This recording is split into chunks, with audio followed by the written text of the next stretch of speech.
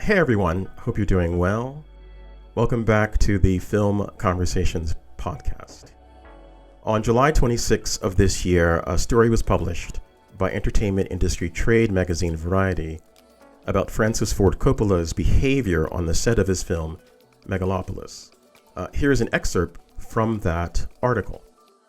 Video has surfaced of director Francis Ford Coppola that shows the legendary director trying to kiss young female extras on the set of his ambitious sci-fi epic. Variety has obtained two videos that were taken by a crew member last year during the filming of a bacchanalian nightclub scene.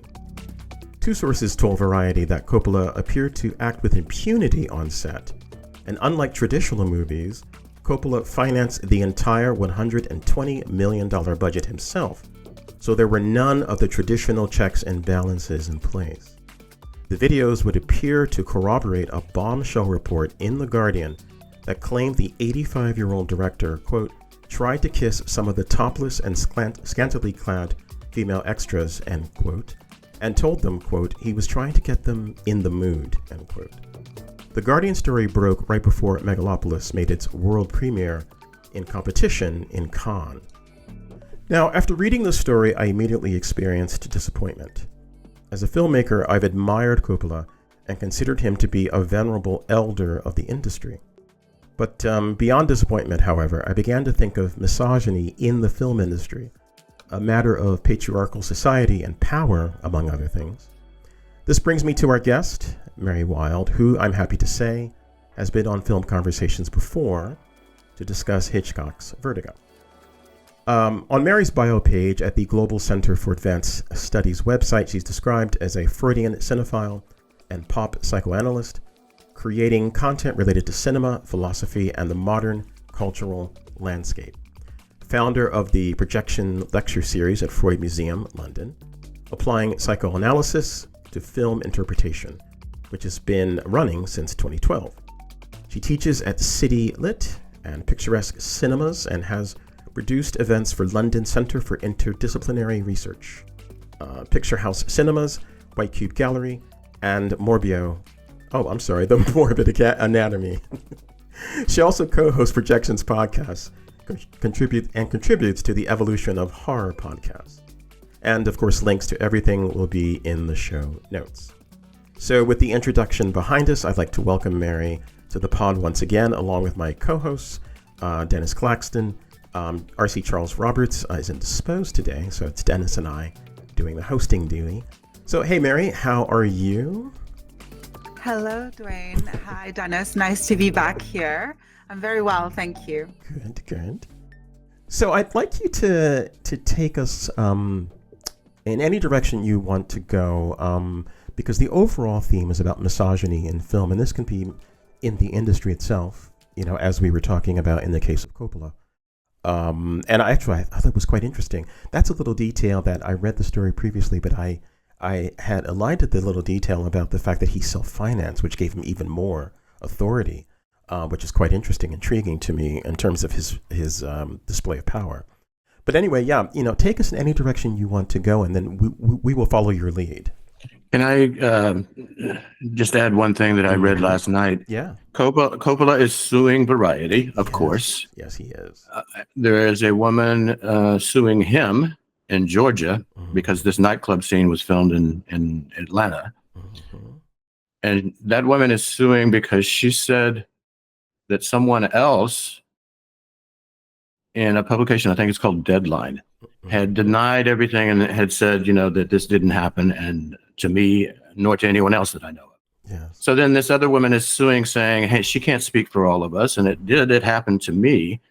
So it's going to be a tangled mess for a while, and I don't see any real consequences coming out of it in terms of, it'll just go on for a while. And I mean, except for that story I read about the suit and countersuit and all that, it's largely dropped out of the talk about the premiere and everything like that. Yes. Yeah. So anyway, that's what's going on with that. So anyway, go ahead, Mary. Those are all fascinating details. And there is so much to be said on this topic of the patriarchal kind of stranglehold on most industries, but especially in Hollywood. There have been countless sexual harassment, sexual misconduct scandals that have taken place in Hollywood.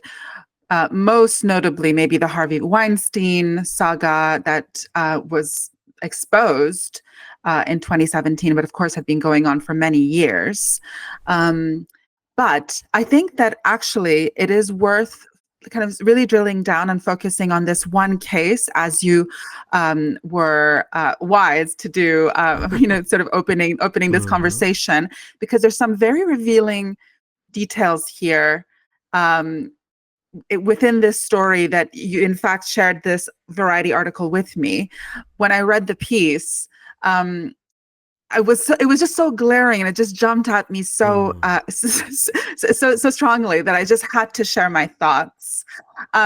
So just going back to the text, because I think it's worth sort of really emphasizing these signifiers here in terms of what was going on with the direction of this specific scene where Coppola was actually filmed behaving unprofessionally and completely out of line in terms of personal barriers, personal boundaries with, the women that were in this scene.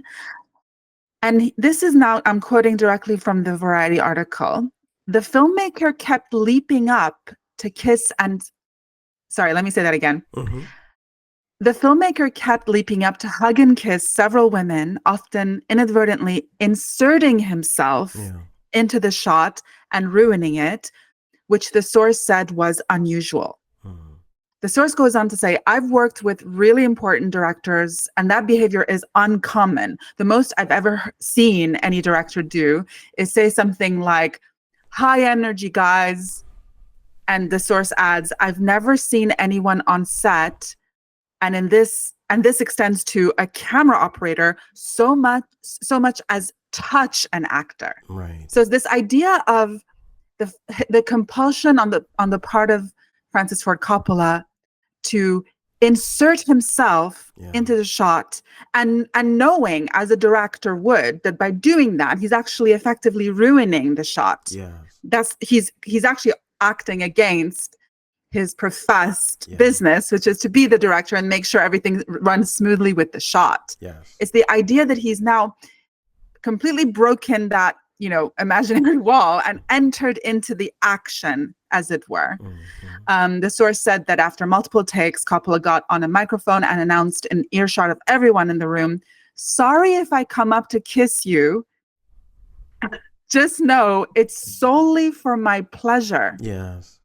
Now, this is so revealing to me, and I just think that it's just, I understand what, the excuse that was given, I just did that to put everyone in the mood, as if he sort of, it's some sort of like method type of, I don't know, I don't know what excuse he's trying to conjure up, but it's this idea that he's trying to magically cast a spell by, sort of by osmosis, like his, whatever. I don't know exactly what's going on there, but he specifically went inside the frame and carried on like that. Now, I have to say that for me, that line in the article, in the Variety article, is so revealing, and I feel like it shifted something for me fundamentally in my understanding of why we're seeing this behavior on repeatedly, no matter how many social movements take place, no matter how much people cry out and denounce this behavior, keeps coming back again and again, happening constantly.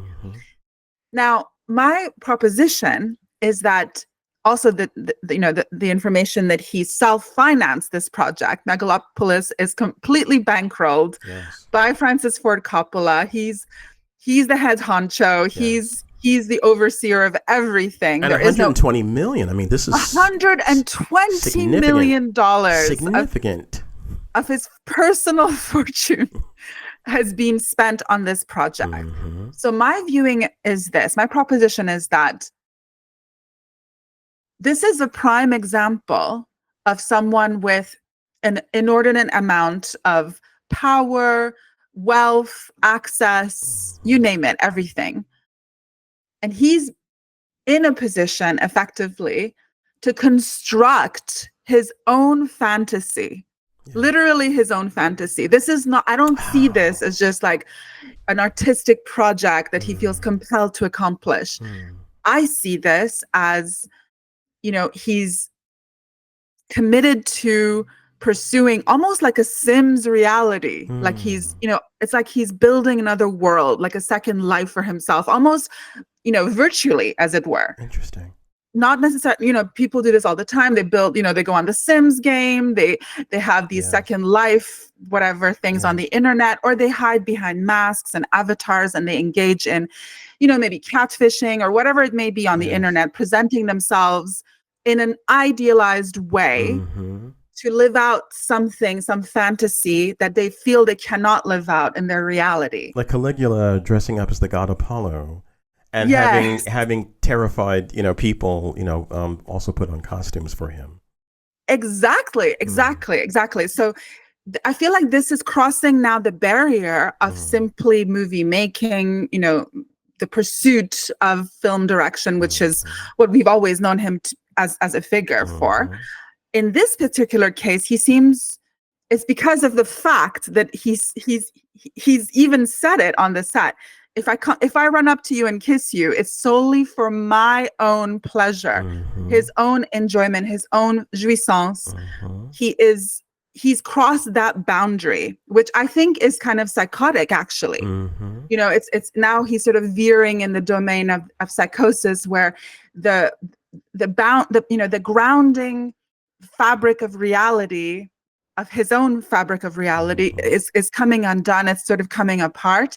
He can no longer actually distinguish between, what is right and proper and professional in the business of filmmaking, and his own artistic role in that context, and this kind of situation that is, ostensibly, occurring around him, where he feels entitled to step into it, actually insert himself. This business of inserting himself, that even the signifier is very psychoanalytically loaded for me, because it makes me think of the phallic function of insertion and penetration, that he feels that because we do live in a society that is organized around the phallus, in Lacanian terms, phallocentric, where the pleasure and the desire of the male is supreme, and the pleasure and the desire of female is not even taken into account. I mean, it's not even, it's like, it's a fugazi,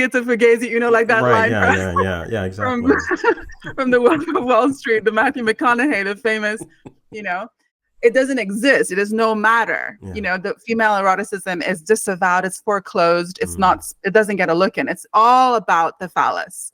The fact that he feels enabled by the phallocentric order to, self-sabotage on such a grand scale. Let's face it, this is like an act of self-sabotage I have not actually encountered one this bad for a while. The fact that he feels compelled and entitled to insert himself effectively, phallically charged, as if he were living out that club scene, as if that's, it's a fantasy he created. He spent his money on this. He feels that everyone there is, he feels entitled to these people's time, entitled to these people's subjectivity, their bodies. And he's unapologetic about it. He announced very well, this is for my pleasure. This is for my enjoyment. I feel like this is just an extreme case. The propensity and let's say the desire, inclination of powerful male figures in Hollywood, which is a dream factory, which is a place people go to make these fantasies a reality, make movies. This is just an extreme case of someone who's taken the fantasy building project just a bridge too far and actually become psychotic in the process. Sorry, go ahead. I'm done. No. I just wanted to ask, what do you think of? Reportedly, he's had this movie in mind for decades, for maybe like 40 years. Something, yes. And I don't know how hard he tried to get money from Hollywood, but I was thinking just what you were saying about how uh, he could do anything he wanted, and Yes. he did.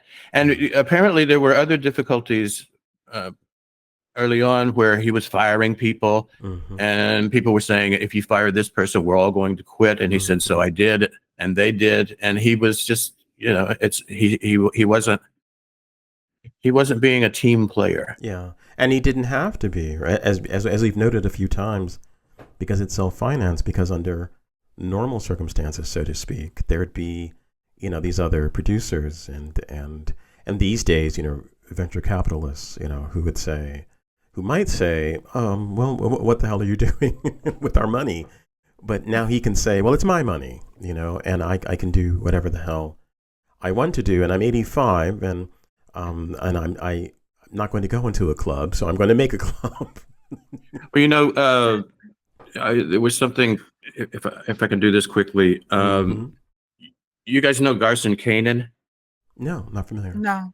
You know Ruth Gordon, I'm sure. Yes, Ruth Gordon, I'm familiar with. Yes. You know Ruth Gordon, Harold and Maude? Oh, We yes. talked about that once. Okay, so they were married, and they wrote movies together. They wrote screenplays together, and Ruth Gordon was also an actor. She was wonderful. I really love her. But anyway, so I've been reading this book that I borrowed from a friend. It's called Hollywood by Garson Kanin. And I had mentioned when we were exchanging emails in preparation for this, I mentioned Samuel Goldwyn. So this guy, Garson Kanin, he worked for Samuel Goldwyn, who was a, Metro-Goldwyn-Mayer. He's Goldwyn. So anyway, I found this passage. Kanin wanted to direct, and Goldwyn wanted to, to develop him as he saw fit. So the reason I bring this up is because when we're talking about money, we're talking about producers. And in this case, Coppola was producer, director, everything. Yeah. So just the power of producers in historical Hollywood. Kanin has this passage where he says he's talking to Goldwyn and trying to insist that he let him direct. And he says, one afternoon I went too far and pressed too hard. Goldwyn exploded. God damn it, he shouted. I don't want to hear any more about it. I want you to, God damn it, develop the way I'm developing you. You could be very helpful to me, very valuable. Directors are a dime a dozen. You know how many directors are in Hollywood? And most of them looking for work? But executives, producers, real producers, not these jerks that call themselves producers. Producers, men who can take charge with authority. What's the matter with you?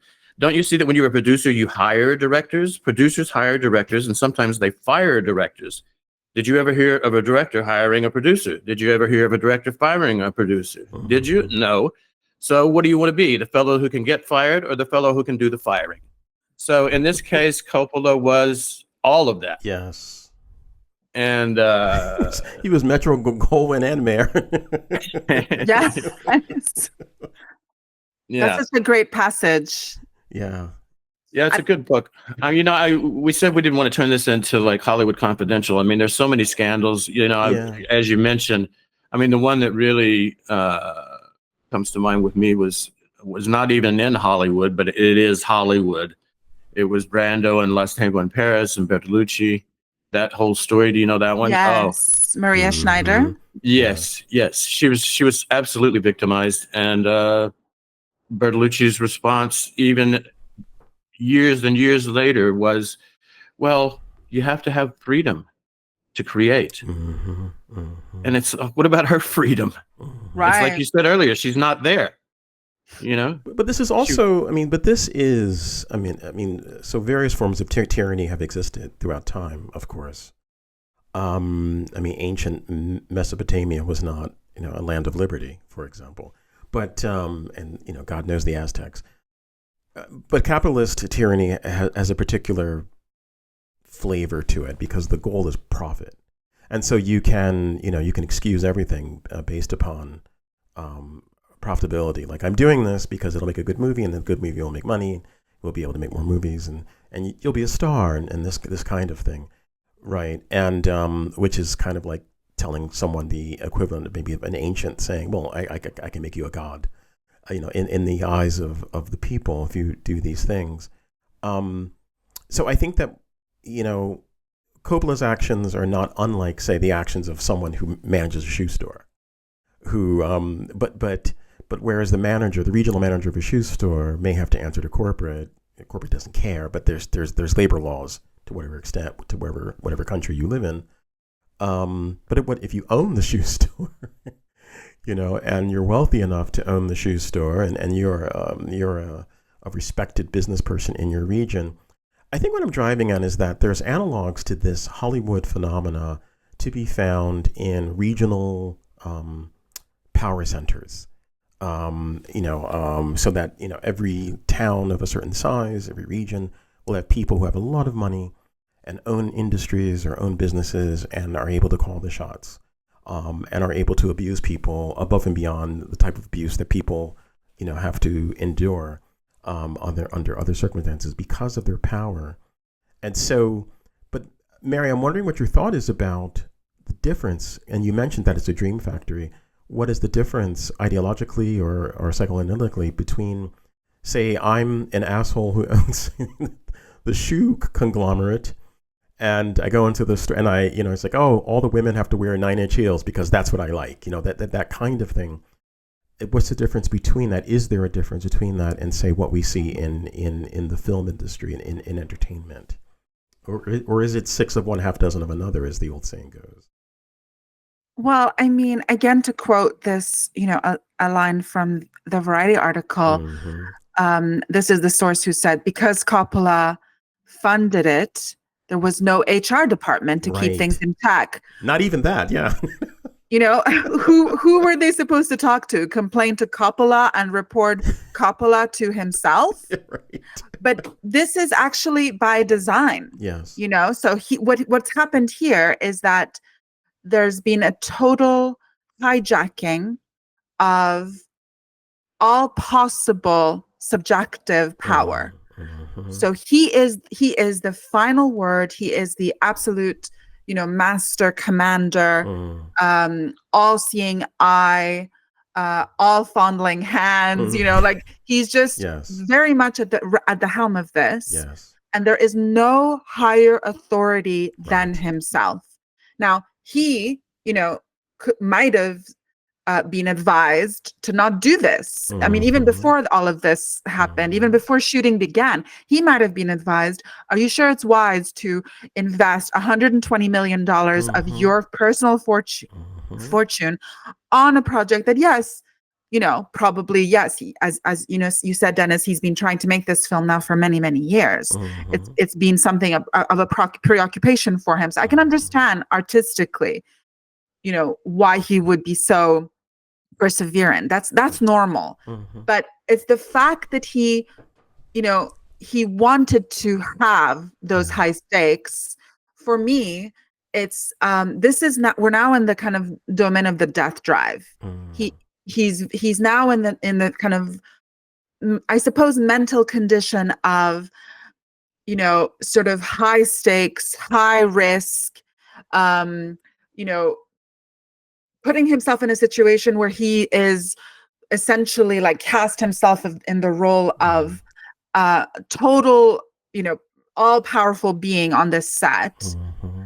And when he is the man in charge, when he is the big kahuna and there is no HR department, and from what I gather from this article, the intimacy coordinators who had been hired didn't really have much sway. There were some like blind spots or whatever it may be. Yeah, I think when this activity, alleged activity, occurred, and I haven't seen the videos, but apparently there's no denying.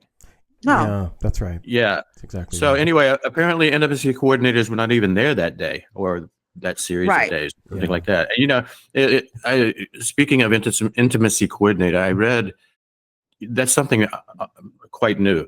It predates Weinstein, but only by a couple of years. And I was reading an interview with a woman who does it, and she used to coordinate like physical stuff, like fights, you know. So you have to know choreography. You have to know a lot of stuff to keep people from becoming injured. Yes. And so the concept is the same as intimacy coordinator, is that people aren't harmed or don't do something against their will. That's right. So but then a lot of people, I read Michael Caine, for example. Oh, we didn't have that in my day, So people are saying, oh, why that, and a lot of the thing was it's interfering with artistic freedom to have this person. Yeah. It also interferes with your ability to be to be a creep. Exactly. An abuser. That's the Yeah, exactly. factor. And just to kind of conclude my earlier answer to you, I think this was unconsciously pursued so that there would be nobody there to say, oh, what you're doing here is out of line. Or, this was all it's almost like a Greek tragedy, like of someone kind of like manifesting their own destruction, like working very hard to fulfill like a prophecy of their own destruction. Because I feel that the fact that he has invested that large amount of money into something like this, where he is also in a way exhibiting his impulses, the behind the scenes are no longer even behind the scenes. They're right in the frame. Like he is walking straight into the fantasy sphere that he alleges is purely for artistic pursuit.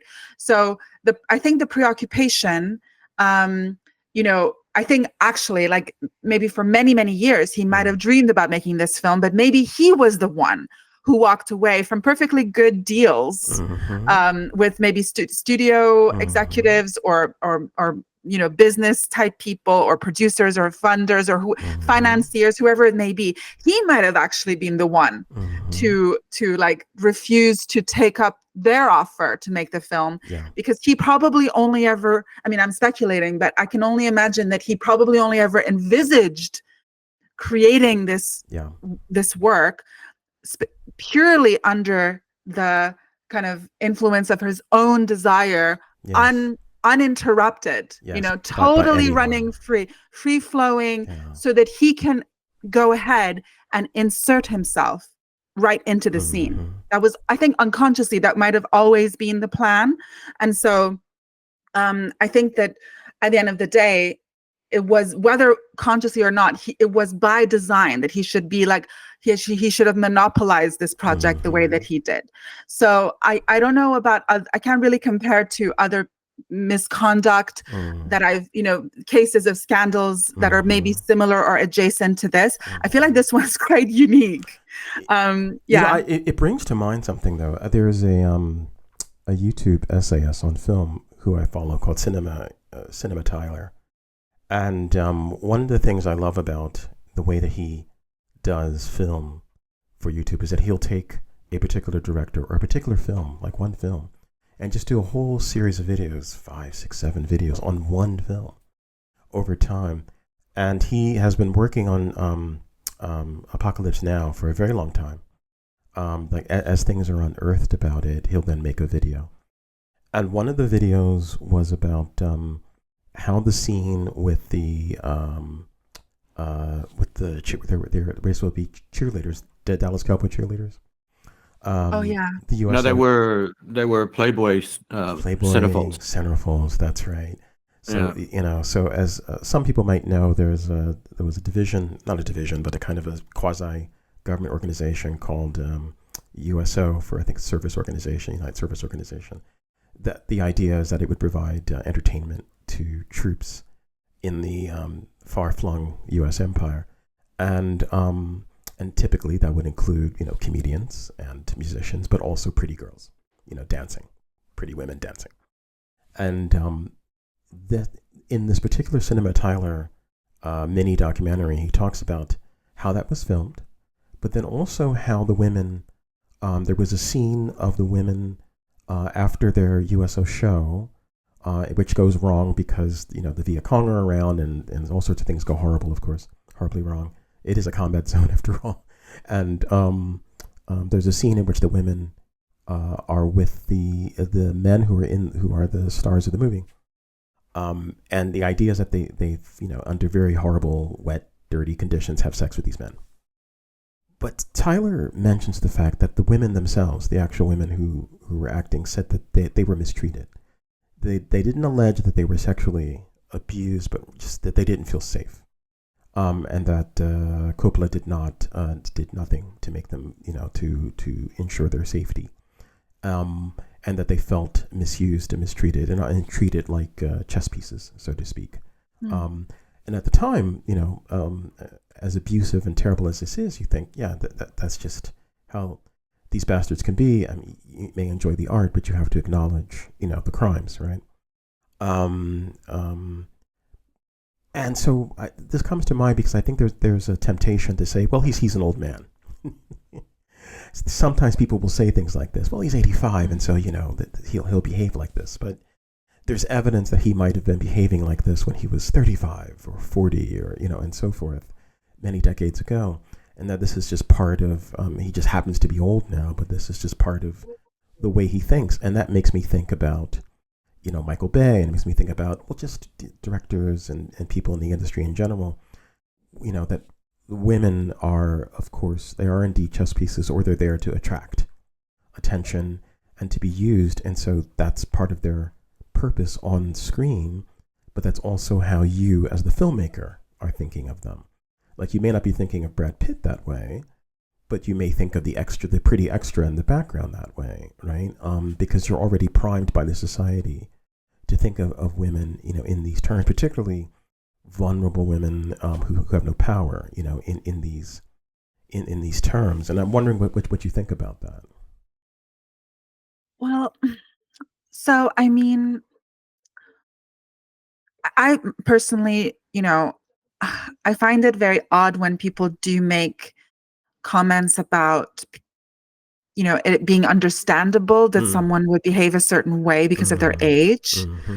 And it goes both ways, whether it's sort of written off or excused if it's a young person doing something versus an older person. I mean, I sort of understand if it's like a child, but or anyone under 18. But so if you're sort of an adult, I feel like you should sort of not, you shouldn't really get that courtesy, because it's just it's not warranted, it doesn't make any sense. But we do tend to infantilize people who are elderly. We tend to think that he or she doesn't know what they're doing. They're old, and I mean, I think they do. Absolutely. I mean, he's created the conditions for a movie set. Precisely. And he's presiding over this movie set as a director. Precisely. And as you said, Dennis, as everything, like producer, you name it, everything. So he's clearly, capable of making those choices and and pursuing, high stakes, very fast moving, environments that are, time sensitive, and they have to be on budget. And what I understand, he actually did complete the project on budget. He didn't go over budget. So he was good with that. He was good with that. So he's sort of cognizant enough to not spend a penny more than his pledged $120 million. Yeah. But, we have to excuse the fact, he might not know what he's doing because he's so, I just cannot get on board with that. Yes. And, all of the things that I say about him, I am very much a proponent of separating the artist from the art. And I maintain, my appreciation for the movies that he has made, the ones that I do enjoy. My respect and admiration for the work he's created doesn't diminish because he may be someone who is maybe sociopathic or who's behaving in clearly unacceptable, unprofessional ways. I still am capable of making that artistic, separation. But I just think that,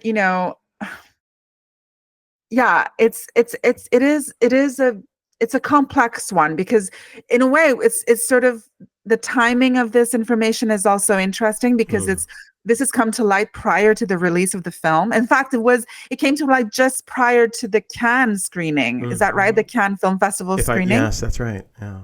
And so the film is scheduled to be on general release in a couple of months, maybe less than that. So it's weird to now have this information and enter into the film knowing that, and almost kind of as a spectator, I would be probably prone to like look out for the scene where this might have happened, and then wonder what else happened where. You know, you sort of become this, you know, like an investigator almost as a viewer. He sort of forced us into that position, actually.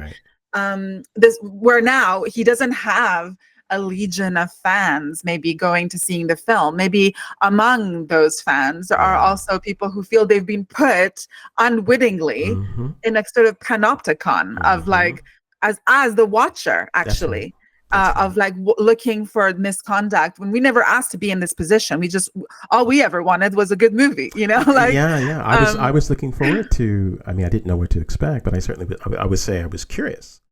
Of course, about this film.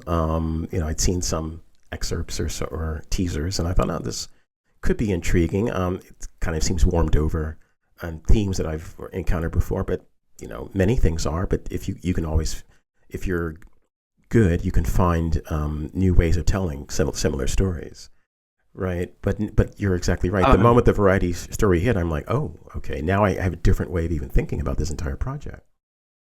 Well, I'm looking forward to seeing what's her name, Aubrey Plaza. Yes, I like her a lot. Me too. I never saw her in the Parks and Recreation thing, but I've seen her elsewhere. She's very good in that series, because her character, I forget the character's name in the series, but yes, she certainly was a standout performer in that series. And she was in The White Lotus, of course. Yes, and she is in White Lotus. Yeah. And she's great on talk shows. She's very funny on talk shows. And kind of no nonsense, which is good, which is refreshing. Yeah. Well, and that makes me think, because one of the things in the Coppola suit against Variety is that everybody signed a what do they call it, NDA, non-disclosure agreement. Yes, the NDA. Which, I mean, what kind of argument is that? I sign NDAs all the time for my work. So anyway, that's basically all they've got, is that nobody was supposed to say anything. Yes. But then the reason I bring this up is I haven't heard any of the actors say anything about That's this. a good point. I was looking around for information, but I haven't, because remind me of who's in the film. Patterson is in the film, yes? No, you're thinking of Adam Driver. Adam Driver. Driver's in the film. Who else? Who else is in the film? Shia LaBeouf. Yeah. An interesting character unto himself. We could have a whole show about Shia LaBeouf. I know. his career, his life, quite intriguing. But yeah, you make a very good point. And actually, Mary, there's something I wanted to also bring up to you, which is about perhaps from a psychoanalytic perspective and maybe another perspective.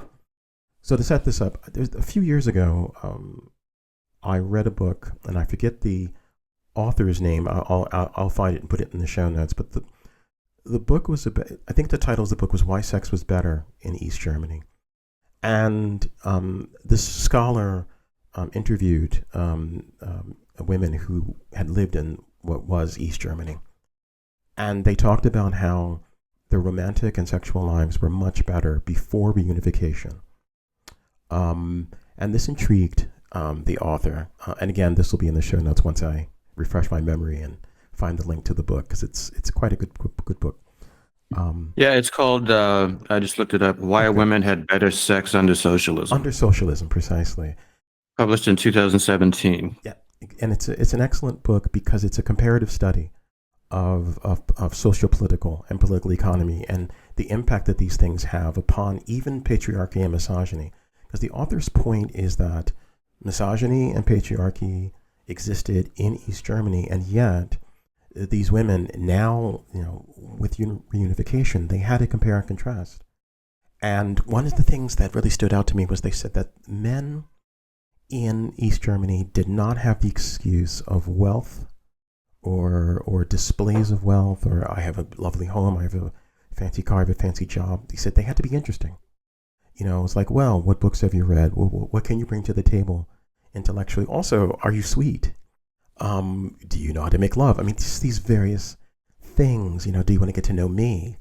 And that after reunification, it became about, men, the only way that men were trying to attract women was through displays of wealth as determined by a capitalist system, right? So I have a BMW 7. I have a lovely home in the suburbs of Berlin. This kind of thing, rather than, just being in the coffee shop and just having a lovely conversation and a great evening, and kind of falling into each other that sort of way. And this makes me wonder about displays of power that we see Coppola and other men in the society that we are compelled to live in right now. To what extent, these behaviors are shaped, the kinds of behaviors are shaped by this society, because Coppola, he's showing his power. Now, maybe if Coppola had been a director in East Germany in 1975, he might still have, I don't know, been a bit of a pig, but there would have been a different milieu, right? And maybe he would have been steered in a different direction just by the entire society. So I'm curious to get your thoughts about that. That's so interesting to think about. I mean, my mind immediately goes back to, yes, I mean, the fact that he felt absolutely confident and so sort of, I guess, emboldened to once again, that figure, it's worth repeating, $120 million of his own personal fortune. I mean, that money could have been spent in, it's not for me to police how an artist wants to pursue their project, but I just feel like it's such an inflated number, and it does strike me as being kind of like a grandiose display of his own power and wealth, as you said, which is going to be, let's say, impressive in the culture and the kind of socioeconomic landscape that we're compelled to live in, the sort of neoliberal capitalist society.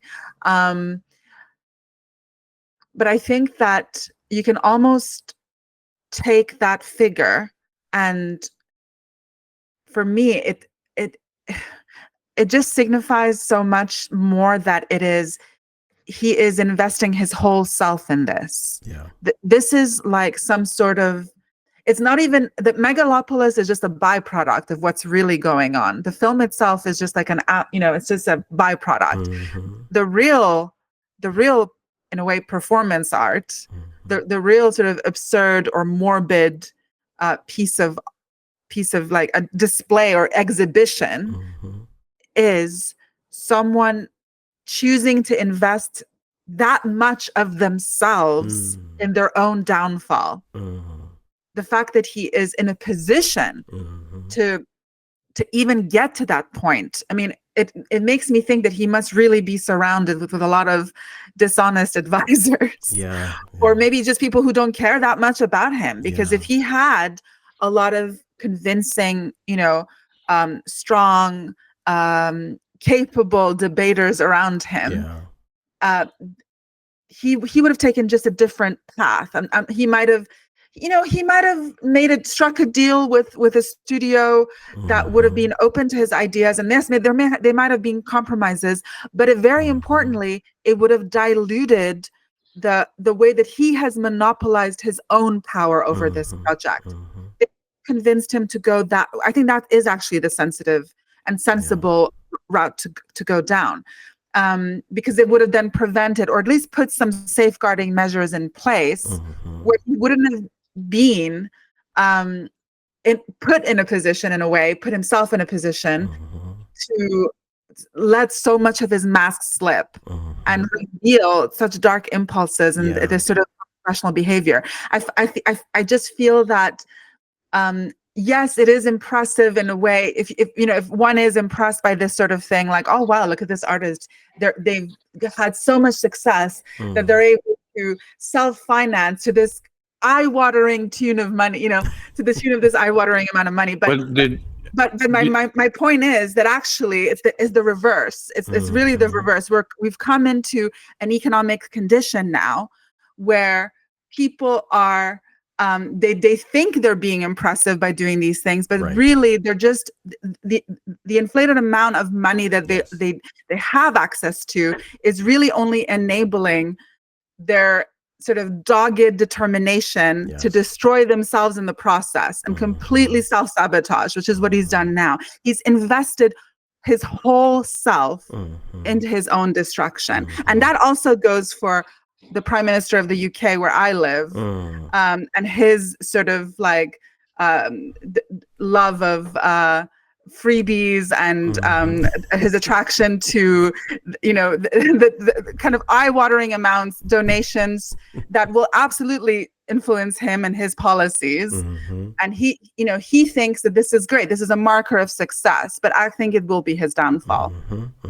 Did you guys, did you read where the money came from for Coppola's movie? No. Oh, is it his vineyard, I'm guessing? Maybe? No. Yeah. He sold, and they had been building that business. It was huge. Yes. I mean, have you guys ever had Coppola wine? No. Before we left the States, yes, it was fairly common. I see it every time. I mean, everywhere.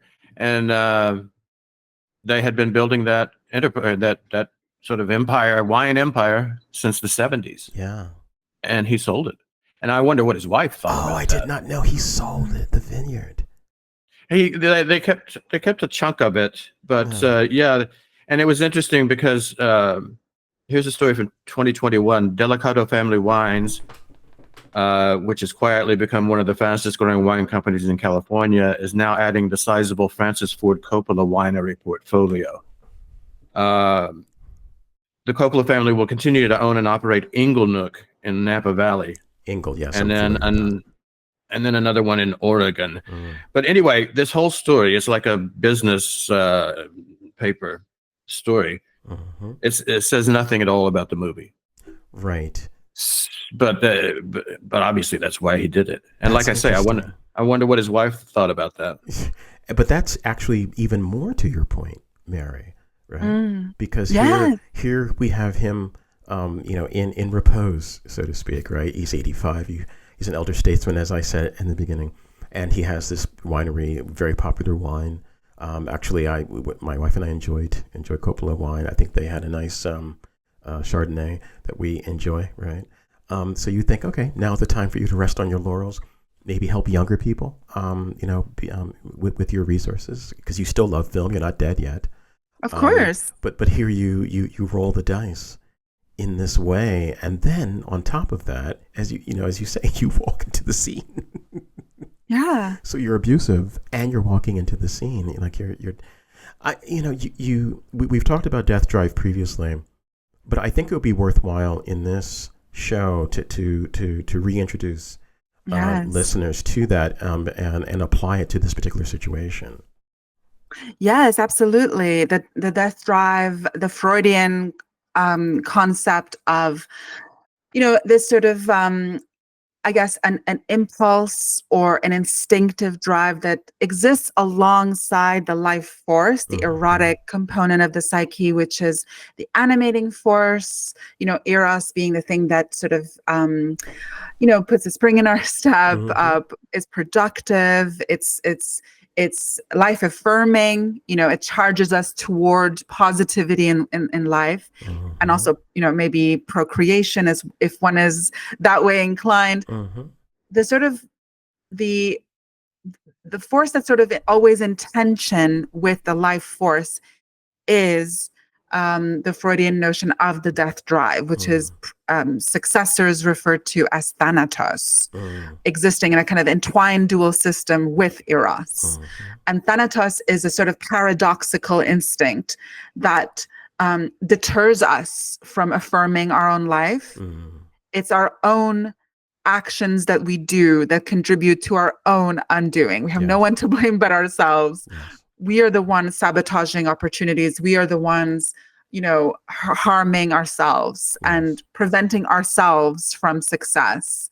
Zizek also talks about the death drive being a sort of like almost like a purgatorial state of a sort of like limbo state of wandering around in guilt and pain. He talks about this in his book Parallax View, where it is sort of like a mortified state in Lacanian terms, mortified in two senses: mortified as in ashamed, and also mortified as in sort of death-like, a corpse.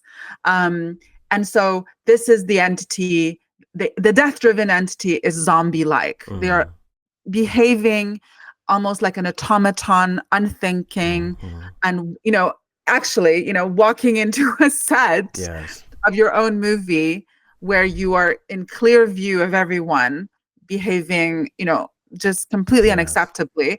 That is death. That is the death drive, I would say. I mean, it's just so brazen and it's so unashamed, but at the same time, it's operating from this kind of like autopilot, primordial instinct place. It's so kind of like lizard brain. It's so it's taking the type of action that is absolutely shooting yourself in the foot. I think if we're honest with ourselves, each of us will recognize moments in our lives in which we have done this, and some of us get caught in, as people who know me know, I'm a cybernetician, and so in a feedback loop, of this from which we cannot escape, right? Or it's difficult to escape without some kind of intervention of some sort. And I think that in some cases that would be a psychoanalytic intervention into this particular loop, and other types of interventions as well. I read an art essay a little while ago about the U.S. that called a brilliant essay titled "Death Drive Nation," that just talks about the fact that the elites of the U.S.'s inability to accept change leads the in elite circles and those who follow them ideologically into self-defeating beliefs and practices such as seeking war with China, because no one with any sense would say, what we need to do, we need to actually go to war with this massive, powerful country. This is what we should do, and while we're at it, let's go to war with Russia as well. And yet there are people who believe this, right? And Iran. Oh yes, yes, a trifecta. Why not Iran while we're at it? And so, what is this if not a death drive, right? Because surely you know that what you're setting yourself up, and sadly maybe the rest of us up for, is like destruction on an unprecedented scale, right? Hopefully they won't get their wish, but the idea of it, the idea that this was even that you would sit in a chair and say, "Oh, I have a brilliant idea," and so that is, I think, this writ large. And I am also curious to know what you think about how death drive might manifest when shaped by ideological imperative, because patriarchy and misogyny, right? These ideas that are the water that we swim in, as we've said several times.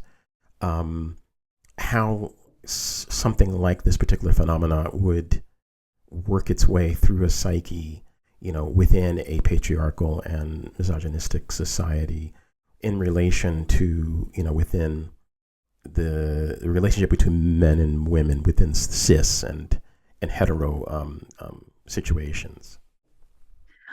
For me, I always come back to sort of like a pet theory that I have around, some ideas that I'm building on top of Lacan's idea of feminine jouissance and the disavowal of female desire from the phallocentric order. And I think that the negation of, in effect, feminine subjectivity from the phallocentric system, treating female desire, female subjectivity as a kind of satellite, thing in the ether. It's sort of out of our orbit. We sort of know that it's there, it's at the back of our minds, but we don't want to engage with it directly. It's sort of like we're going to pretend it doesn't exist, and always operate from the position of centering, male dominance, patriarchal values, heteronormative values. I think that in itself is a sort of I think that it's like psychically, maybe not materially just yet, but I think psychically it is a form of self-harm. It is sort of collectively a form of, cutting, like splitting apart, fragmenting.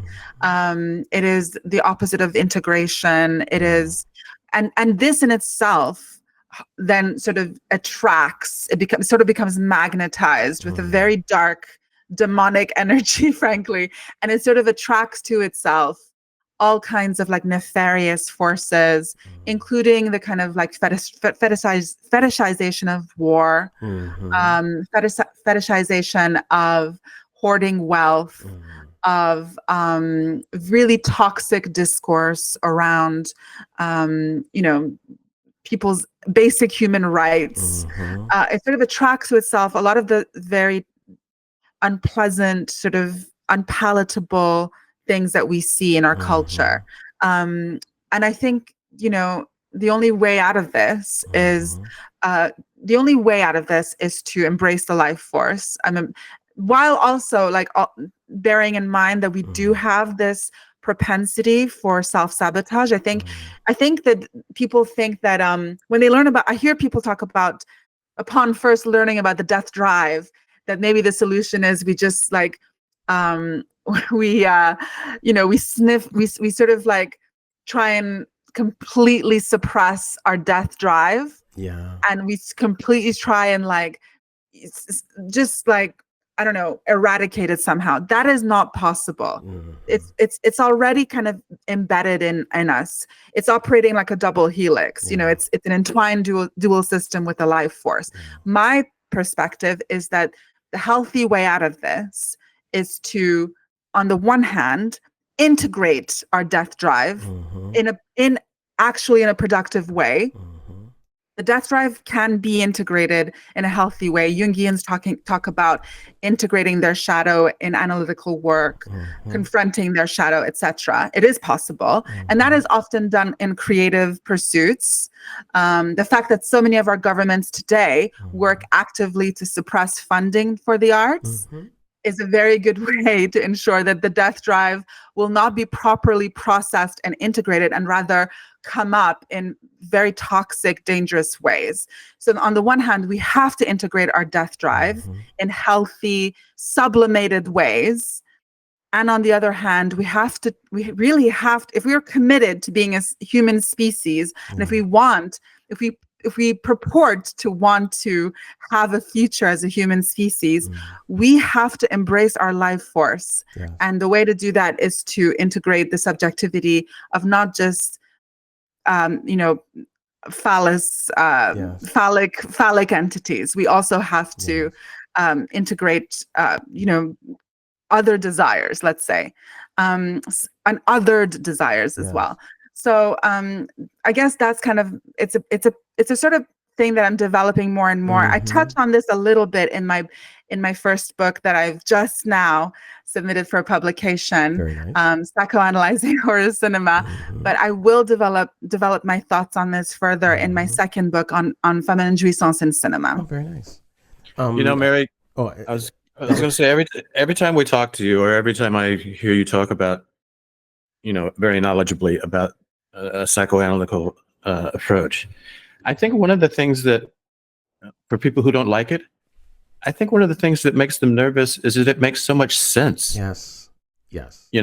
And somehow they think it's a simplification, but I never see it that way. Like I say, it just makes so much sense. Well, that's why it does. Thank you. That's why it is unnerving. Like when Charles would talk about Sartre's idea of bad faith, and you're fooling yourself even as you attempt to fool others. A simplification of that, but in the gist, he's like, that of course people rebel against this idea. They get quite violent, even on Twitter. They get quite violent. They're like, wow, they're getting violent because you're telling the truth, and it's uncomfortable. But I also wanted to say something, Mary, about what you were saying about handling and channeling death drive into life. Che Guevara, I believe it was, said that even in situations, revolutionary situations in which violence is necessary, the violence should come from love. This is what he would say. That you are employing violence not for the joy of violence, but in defense of the people you love, right? And that's what makes it possible to lay down your weapons when they are no longer necessary. Exactly. Because you weren't just loving the gun, you were just using the gun because you love the people who are being harmed, and you want them to stop being harmed, right? And then once the harm stops, then the violence, my God, even Hezbollah has even said, stop killing Palestinians and we will stop firing missiles. Yes, right? Exactly. How many times have they had to say this, right? And so, and that's an example, I think, of like a kind of revolutionary love where you're saying the violence only comes in response to your violence. I have to defend myself. And so I think that's another way of channeling or handling, our death drive impulses. Yes. But then being able to move beyond them when, and to integrate. But Dennis, I think I've been chatting a lot. I think you had before in our remaining time, because Mary has to move on to other activities for this evening. In our remaining time, I wanted you to ask any questions that you may have had. Well, I mentioned this again when we were talking over email about how this might go. And I think maybe I can tie this in. Mary was talking about separating art and the artist. And of course, I completely agree. I mean, what other approach? What are you going to do? Boycott Chinatown? I'm never going to watch Chinatown again.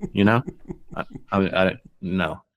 So anyway, I asked about a scene in Jackie Brown where Robert De Niro, I forget the names of the characters, but Robert De Niro kills Bridget Fonda. And Tarantino has this way of making violence funny. So I guess it's just a question. Is that a funny scene? Is it funny when I laugh. So does that make it funny? Or am I wrong to find it funny? I don't know. Well, you're talking to, an a sort of horror lover and someone who I just adore cinematic representations of violence. To me, the violence that we see in a film,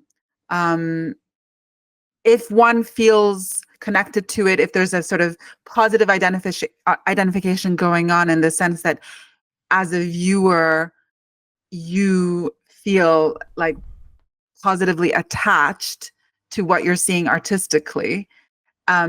If you feel that something you've seen is funny, then it is like that is a valid reaction. Well, I was wondering, is it somehow related to what you were talking about working through the death drive somehow? I do think it is very much. I think that artists who are manipulating the concept of violence in their movies, in whether it's like in hyper-real ways or abstract ways, whatever it may be, in any genre of film, that ought to remain a valid process of working through and integrating the darker impulses, integrating the death drive, really looking at your shadow in this, the shadow component of the psyche, and not actively suppressing it, but rather engaging with it in a productive, sublimated way. I'm a huge fan of Quentin Tarantino. I love all of his films. I do also find that scene funny, the one that you mentioned. And I sort of like, I'm one of these people. I'm very passionate about defending people's rights to enjoy problematic things in their films that they enjoy. Because at the end of the day, that is all fake. That no one was harmed. It's fiction. It's pretend. It's make believe. That's cinema, and cinema ought to be protected as a special zone for not just filmmakers working through their own preoccupations, but also us viewers looking at it and glancing in the direction of our shadow and working through trauma that we probably don't even know about, trauma that we've suppressed and forgotten about now, and it's now unconscious. And so, yes, I do think that's a good example of working through the desire or the impulse for violence or inappropriateness or improperness, and it because at the end of the day, like, I think even in Tarantino's case, Tarantino is also someone who has been known to sometimes appear, in films himself. Yes. In the role of actor, like Alfred Hitchcock inserted himself as a marker, as a sort of signature of his own films artistically. He also inserted himself in that way. And I feel like those examples of the director inserting himself, those work. Where it doesn't work is creating a fantasy land where you are the absolute master and god of that land. Yes. And you are accountable to no one. Yes. And you then carry on, like, you proceed to manifest all sort of illicit desires in that context. Exactly. So yeah, that's my feeling about it. It is okay to insert yourself, but in a way that elevates your work, not in a way that weaponizes your work against yourself, and you are now self-sabotaging. I just remembered Coppola was in Apocalypse Now. Yes. There's a scene where they get off the helicopter. That's right. Yes. That's right. And he's a television director. That's exactly right. And he's telling them, keep moving, keep moving. Keep moving. Television. Keep moving. Yeah. He should have taken that advice and kept moving when he thought this was a good idea, I had another memory. I had in the 90s, I went through a period where I watched a lot of Hong Kong movies, a lot of John Woo and a lot of other people whose names I don't remember right now. And one of them was just ultra violent. And I was still married then, and I was home alone watching this movie. And then my wife came home, and it was shortly after the movie was over, and I was just sitting on the couch, sort of immobile. And she said, "What's wrong?" And I said, "Oh man, I just watched this movie." And she said, "Why do you watch those things?" And my only response was, "Well, that's a good question." But it's a good movie. That's why. Yes. Yeah. And that's the simplest answer. And the beauty of the Hong Kong, especially in the 1990s, early 2000s, of the Hong Kong action movies, is that they were so completely insane in terms of the balletic violence. I think you're thinking of the film with Chow Yun-fat, but that they were just completely insane. That it is like it was somebody that was in Hard Boiled. He was the guy. He was the leader of the gang that the undercover cop had infiltrated. So he was the star of this movie. And it wasn't crime violence. It was person-to-person violence. And as it went on, he came up with increasingly intricate and clever ways to kill people. So, like John Wick. You guys know Herschel Gordon Lewis? I do, yeah. Yeah, he was a businessman who got into making movies, which you could still do in the 60s. And he came up, he was like, what can I do that no one else is doing? And he came up with gore. And he spent hours trying to find the right formula, right combination of ingredients to get the color of blood correct in his movies. And they were really cheap movies. They probably like $2,500 budgets or $25,000. I don't know what. They're just cheap. But they're just, and what do they call it? Jump cuts? Yeah. And you just go, that kind of movie. And I love those too.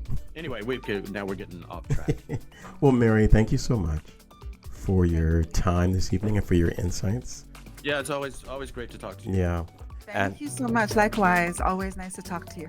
And for Film Conversations, I'm Dwayne Monroe, Dennis Claxton, and our busy co-host, R.C. Charles Roberts. I bid you all adieu. Bye. Bye-bye.